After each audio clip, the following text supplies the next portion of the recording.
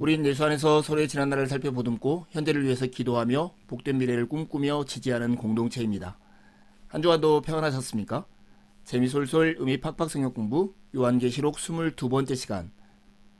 오늘은 요한계시록 11장 14절에 19절에 있는 말씀, 일곱 나팔 심판 시리즈 중에서 마지막 나팔 심판에 대해서 함께 살펴보겠습니다. 요한계시록을 이해하는 데 있어서 중심 줄거리하고 삽입구를 이렇게 분리해내는 것은 참 중요합니다. 특별히 우리가 일곱 나팔 심판에서 일곱 대접 심판 시리즈로 넘어가는 이 장면에서 이 둘을 구분할 필요가 있는 것이죠. 8장 6절에서 16장 21절까지가 일곱 나팔 심판 시리즈와 일곱 대접 심판 시리즈가 나오는데요. 그 사이에는 두 가지 막간이 들어가 있습니다. 10장 1절에서 11장 13절에 나오는 교회의 사명, 그리고 12장 1절부터 14장 20절에 나와 있는 교회의 전투가 그것입니다. 이 전체 서사를 우리가 이해하려면 계시록 8장 13절에 나오는 이 말씀을 이정표로 삼으면 유익합니다. 우리는 이 방법을 통해서 지금 일곱 나팔과 일곱 대접 심판 시리즈를 이해하고 있습니다. 내가 또 보고 들으니 공중에 날아가는 독수리가 큰 소리로 이르되 땅에 사는 자들에게 화가 있으리니 이는 새 천사들이 불어야 할 나팔 소리가 남아 있음이로다 하더라. 여기 나와 있는 세 가지 화, 이것이 다섯 번째 나팔, 여섯 번째 나팔, 일곱 번째 나팔 심판을 지칭하는 것이죠. 그런데 일곱 번째 나팔이 불리면 일곱 대접 심판이 열리는 것을 보면 세 번째 화는 일곱 번째 나팔과 일곱 대접 심판 시리즈를 포함한다고도 우리가 이해할 수 있습니다. 그런데 여섯 번째 나팔 심판과 일곱 번째 나팔 사이, 그리고 일곱 번째 나팔과 일곱 대접 심판이 열리는 사이에 이 막간이 들어가 있습니다. 우리는 지금 11장 14절에서 19절에 있는 말씀을 오늘 나눌 차례입니다. 세 가지 심판 시리즈로 구성된 중심 이야기, 곧 미래 종말 심판 시나리오 중간에 이렇듯 삽입구가 배치되어 있습니다. 이 역할이 무엇일까요? 특별히 10장과 11장에 나와 있는 이 삽입구는 요한의 예언자적 소명, 요한을 포함한 교회의 예언자적 소명을 재확인하고 현재 성도들이 처한 교회의 현실을 해석해 줍니다. 그리고 그리스도의 증언에 반발하는 자들의 운명에 대해서 하나님이 말씀해 주십니다. 먼저 오늘 말씀 요한계시록 11장 14절에 19절에 있는 말씀을 한 목소리로 읽겠습니다. 둘째 화는 지나갔으니 보라 셋째 화가 속히 이르는도다. 일곱째 천사가 나팔을 불매 하늘에 큰 음성들이 나서 이르되 세상 나라가 우리 주와 그의 그리스도의 나라가 되어 그가 세세토록 왕노릇 하시리로다 하니 하나님 앞에서 자기 보좌에 앉아있던 24장로가 엎드려 얼굴을 땅에 대고 하나님께 경배하여 이르되 감사하옵나니 옛적에도 계셨고 지금도 계신 주 하나님 곧 전능하시니여 친히 큰 권능을 잡으시고 왕노릇 하시도다. 이방들이 분노함에 주의 진노가 내려 죽은 자를 심판하시며 종 선지자들과 성도들과 또 작은 자든지 큰 자든지 주의 이름을 경외하는 자들에게 상 주시며 또 땅을 망하게 하는 자들을 멸망시킬 때로소이다 하더라. 이에 하늘에 있는 하나님의 성전이 열리니 성전 안에 하나님의 언약궤가 보이고 또 번개와 음성들과 우레와 지진과 큰 우박이 있더라. 오늘 본문은 둘째 화가 지나갔으니 보라 셋째 화가 속히 이르는도다 라는 선언으로 시작됩니다. 오늘 본문은 세 가지 키워드를 통해서 이해할 수 있습니다. 첫 번째는 음성이고 둘째는 24장로, 셋째는 성전입니다. 먼저 하늘에 큰 음성이 나서 이릅니다. 세상 나라가 우리 주와 그의 그리스도의 나라가 되어 그가 세세토록 왕노릇 하시리로다 하는 찬양의 목소리가 하늘에서 울려 퍼지죠. 그때 24장로가 이 찬양에 대해서 응답송을 부릅니다. 하나님 앞에서 자기 보좌에 앉아있던 24장로가 드리는 찬양이죠. 그들이 어떤 자세로 하나님을 찬양하냐면 엎드려 얼굴을 땅에 대고 하나님께 경배하여 하나님을 찬양합니다. 그 찬양의 내용은 이렇습니다. 감사옵나니 옛적에도 계셨고 지금도 계신 주 하나님 곧 전능하시니요 친히 큰 권능을 잡으시고 왕노릇 하시도다 하는 찬양입니다. 그리고 하나님께서 행하실 심판에 대해서 얘기하는데 이방인들의 분노에 대해서는 심판하여서 멸망시키시고 주를 경외하는 자들에게는 상을 주실 것을 말씀하십니다. 세 번째 키워드는 성전입니다. 이런 두 찬양과 응답송이 끝난 다음에 하늘에 있는 하나님의 성전이 열립니다. 그리고 성전 안에 하나님의 언약궤가 보이고 음성이 들리는데 번개와 음성들과 우레와 지진과 큰 우박이 있습니다. 여러분 아시죠? 이것은 하나님의 등장음악, 하나님이 지금 여기 계시다라고 하는 표현이기도 합니다. 일곱째 나팔 심판은 일곱 대접 심판을 열어주는 기능을 합니다. 그의 일곱째 나팔이 불리자 하늘에서 음성이 나고 24장로들이 경배합니다. 그 다음 하나님의 성전이 열리는 것, 이것이 오늘 우리가 읽은 본문의 말씀입니다. 오늘 말씀을 시작할 때 종말 심판 시나리오, 즉 중심 질고리와 그 사이에 들어가 있는 막간들을 구분할 필요가 있다고 말씀드렸잖아요. 오늘 본문이 딱 그렇습니다. 오늘 읽은 본문은 막간이 아니라 중심 줄거리에 속해 있습니다. 중심 줄거리는 우주적 종말을 다루는 얘기고, 그리고 막간들은 이 우주적 종말과 대비되게 오늘 일곱 교회의 현실을, 소아시아 일곱 교회의 현실을 다루는 내용이다, 이렇게 이해하면 됩니다. 이전까지 우리가 삽입구, 특별히 계시록 10장 1절에서 11장 13절에 나오는 내용은 이 땅에서 현재 이루어지는 상황을 배경으로 한다면, 중심 줄거리에 해당하는 오늘 읽은 본문 계시록 11장 14절에 19절은 종말 심판 시나리오인 안에 우주적인 상황을 배경으로 합니다. 3절에 보면 내가 나의 두 증인에게 권세를 주리니 그들이 굵은 베옷을 입고 1260일을 예언할 것이다 말씀합니다. 이 땅에서 교회에게 주어진 사명이 무엇인가? 이 두 증인을 대표되는 교회의 사명은 복음을 증거하는 사명이다 하는 것이죠. 하지만 종말 심판 시나리오 그 끝에 하나님께서 이루실 종말의 모습이 13절에 잘 나타나 있는데요. 그게 바로 찬양을 통해서 드러나는 거죠. 세상 나라가 우리 주와 그의 그리스도의 나라가 되어서 그가 세세토록 왕노릇하게 될 것이라는 것입니다. 그렇다면 종말 심판이 이루어지는 그때와 지금 이때 사이에, 즉 성경의 은유를 표현하면 1260일 동안 예수님의 초림과 재림 사이의 이 기간 동안에 교회에게 주어진 사명이 무엇인가? 그것이 바로 복음을 증거하는 사명입니다. 왜 이것이 중요하냐면 종말 심판 시나리오가 이루어지는 그때는 회개를 촉구하는 메시지도 회개할 기회도 주어지지 않기 때문입니다. 사람들을 회개로 이끄는 것은 두 증인의 증언이었습니다. 그들의 메시지는 소극적으로 회개하라는 것이고 적극적으로는 하나님을 두려워하고 그분께 영광을 돌리며 경배하라는 것입니다. 이 메시지를 선포해야 할 책임이 오늘날 두 증인으로 대표되는 교회에게 주어져 있습니다. 이처럼 교회의 사명을 한마디로 복음 전파라고 말할 수 있습니다. 이걸 좀 자세히 설명하면 이렇죠.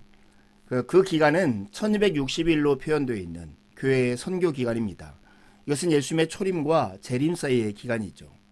내용은 뭘까요? 소극적으로는 회개하라는 것이고 적극적으로는 하나님을 두려워하고 하나님께 영광을 돌리고 하나님을 경배하라는 내용입니다. 하지만 이 복음 전파의 과정은 늘 고난이 동반됩니다. 박해를 받고 순교를 당하는 일이 발생합니다. 하지만 이 고난의 환경 속에서도 담대히 복음을 증거할 수 있는 이유는 성령 하나님의 능력으로 이 일을 하기 때문에 그렇습니다. 두 증인을 두 감람나무라고도 호칭합니다. 이는 의 복음 전파의 사명이 성령의 능력으로 이루어진다는 것을 우리에게 암시해 줍니다. 여기서 가장 중요한 것은 우리가 전하는 복음의 내용이 무엇인가 하는 것입니다. 이것이 계시록 14장 7절에 잘 요약되어 있다고 볼 수 있는데요. 그가 큰 음성으로 이르되 하나님을 두려워하며 그에게 영광을 돌리라. 이는 그의 심판의 기간이 이르렀음이니 하늘과 땅과 바다와 물들의 근원을 만드신 이를 경배하라 하더라.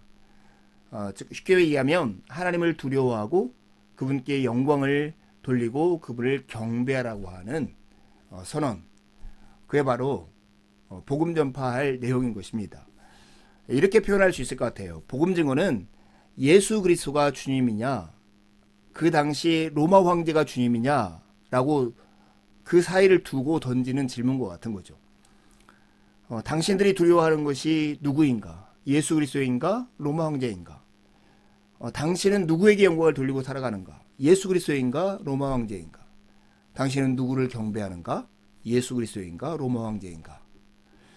이 로마 황제 대신에 지금 우리가 가장 소중하게 여기고 의지가 되고 때로는 두려워하고 그것을 위해 살고 있는 무엇이 있다면 그걸 두면 됩니다. 예수 그리스도냐 돈이냐, 예수 그리스도냐 안정된 직장이냐, 예수 그리스도냐 좋은 집이냐. 이것이 복음 전파의 내용이고, 복음 전파는 늘 우리와 예수 그리스도와 우리가 사랑하는 것 사이에 우리를 두어서 그리스도께로 우리의 마음을 향하도록 촉구하는 것입니다. 오늘 본문에는 하늘에서 나는 큰 음성의 찬양과 24장로들이 그 찬양에 응답하는 응답송으로 구성되어 있다고도 볼 수 있습니다. 이는 하나님의 궁극적인 승리를 기리는 노래들인데요. 15절에 보면 세상 나라가 우리 주와 그의 그리스도의 나라가 되어 그가 세세토록 왕노릇 하시리로다, 이렇게 찬양합니다.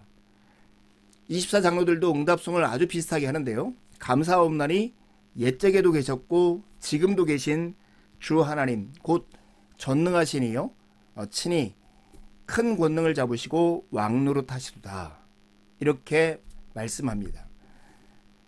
이 찬양을 잘 보면, 특별히 24장로들의 찬양을 보면 특이한 부분이 있지 않습니까?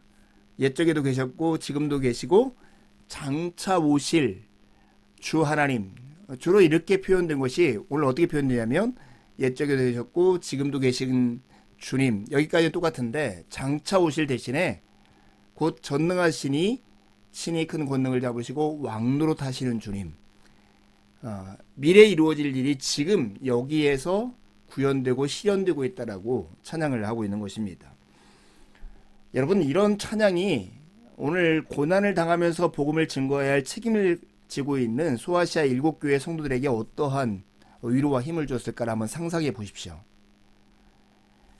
지금은 꽁꽁 얼어붙은 겨울이라도 시간이 지나면 봄이 오듯 지금 우리의 복음 전파의 내용이 현실 같지 않고 뜬구름 잡는 이야기처럼 보인다 할지라도 하나님의 약속하신 그날은 반드시 오고 하나님의 통치는 반드시 구현될 것이다 하는 것을 확신하게 만들었을 것입니다. 이 찬양의 내용은 믿는 자들에게 확신을 주고 고난의 때를 이길 힘을 주는 메시지였습니다. 하나님이 왕노릇 하실 그때는 하나님의 심판과 하나님의 상주심이 동시에 이루어지는 그때이기도 합니다. 오늘 본문 18절에 보면 하나님의 심판이 분노하는 이방인들과 땅을 망하게 하는 자들을 향해서 베풀어집니다. 진노를 내려 심판하시고 그들을 멸망시키겠다라고 말씀하십니다. 반면 선지자들과 성도들, 크든 작든 주의 이름을 경외하는 자들을 향해서는 하나님이 상 주실 것을 약속합니다.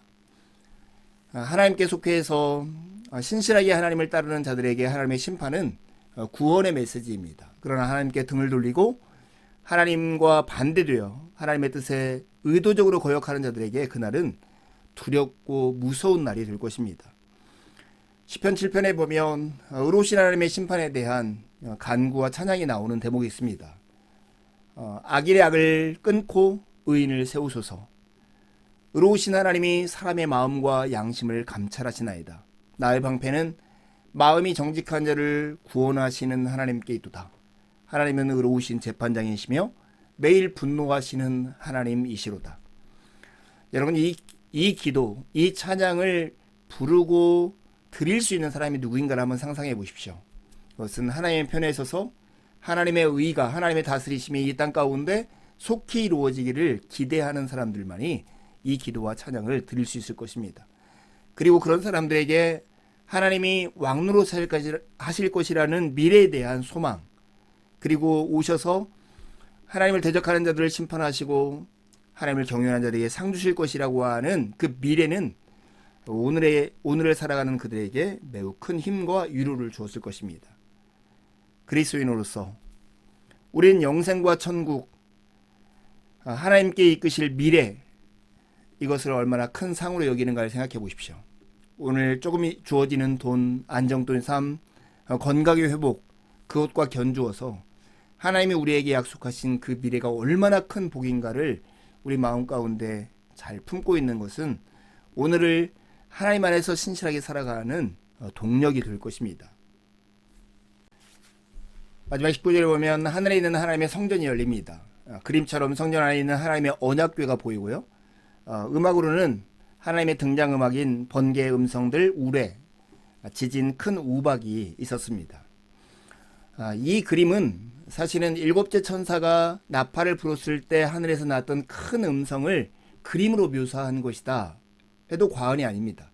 세상 나라가 우리의 주님의 것이 되고 그리스도의 것이 되었다. 주님께서 영원히 다스리실 것이다. 여호와는 그의 성전에 계시니 온천한 그 앞에 잠잠할지어다 하는 하박국 2장 20절의 표현에 또 다름이 아닐까 하는 생각이 듭니다. 언약궤는 하나님의 심판의 표상일 뿐만 아니라 용서의 장소이자 자기 백성과 함께 하시는 하나님의 임재의 장소입니다. 여기 계시며 우리를 다스리시는 하나님을 오늘 요한이 환상을 통해서 보게 되는 것입니다. 사랑하는 여러분, 하나님은 지금 여기 계시며 다스리십니다.